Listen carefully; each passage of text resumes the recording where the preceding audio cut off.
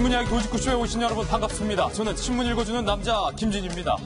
어제 자정에 발표된 뉴스 속보 들어와 있는데요. 유럽에 이어서 국내에서 유통되고 있는 달걀에서도 살충제 성분이 처음으로 발견된 것으로 확인됐습니다. 우리 관계 당국이 서둘러서 국내에 유통되고 있는 달걀의 80% 이상의 유통을 일단은 급하게 중지시켰습니다. 살충제 성분이 국내 달걀에서도 나왔다.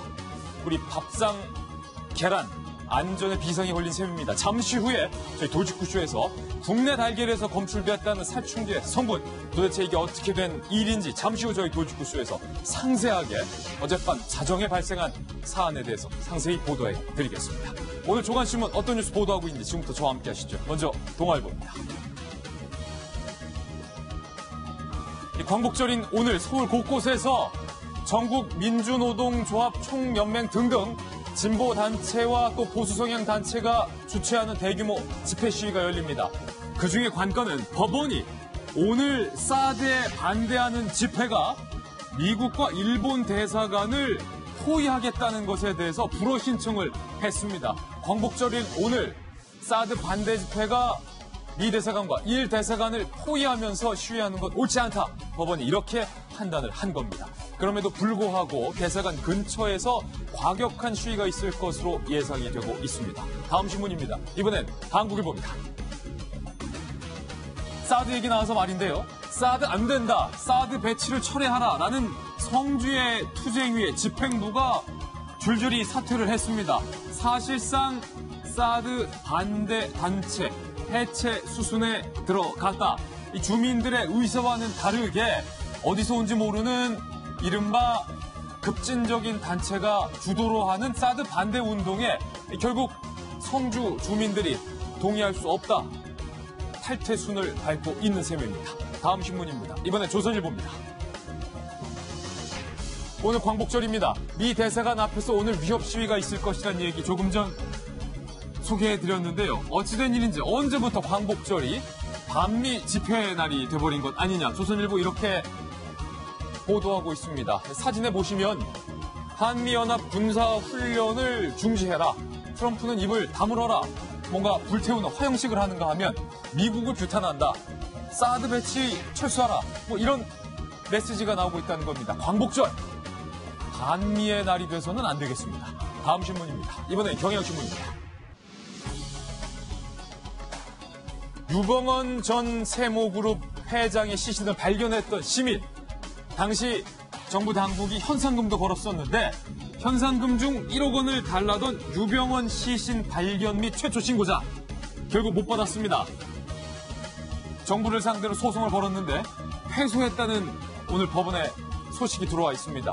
최초로 유병언 전 회장의 시신을 발견했던 신고자가 현상금 1억을 받지 못한 사연, 법원에서 패소할 수밖에 없었던 이유는 과연 무엇일지, 앞으로 현상금 제보할 때 어떻게 하면 좋을지 그 요령 등등에 대해서 잠시 후 보도해드리겠습니다. 다음 신문입니다. 이번엔 한겨레 신문인데요. 돌리면 나옵니다. 현상금 신고에도 요령이 필요합니다. 한겨레 신문 사회면입니다. 운전기사를 상대로 갑질을 했다는 의혹을 받고 있는 종근당의 이장한 회장, 결국 영장이 반려됐습니다.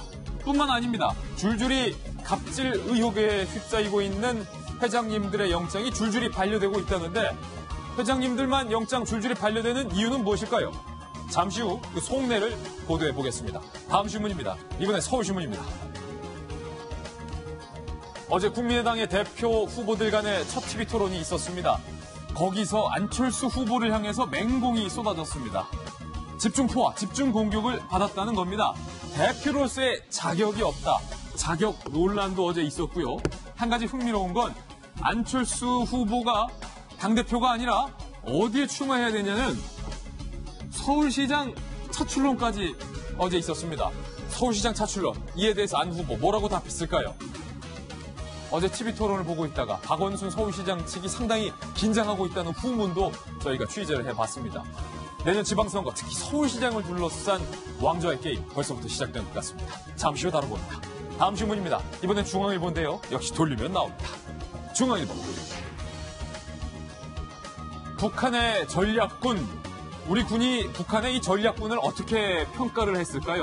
괌 주변에 미사일을 발사하겠다라고 밝혔던 그 전략군입니다. 3년 전 우리가 조사한 바에 따르면 이동식 발사대는 100대, 그리고 특히 미사일은 800기를 보유하고 있는 것으로 우리 군 당국이 평가하고 있는 것으로 확인이 됐습니다. 북한 전략군, 우리가 과도하게 겁을 먹을 필요도 없겠습니다만 너무 만만하게 봐서도 안 될 것 같다는 생각이 듭니다. 미사일 800기. 오늘 신문 이야기 돌직구쇼 광복절을 맞아서 특집으로 준비를 했습니다. 시청자 여러분께서는 지금 고품격 뉴스토크 신문 이야기 돌직구쇼를 시청하고 계십니다.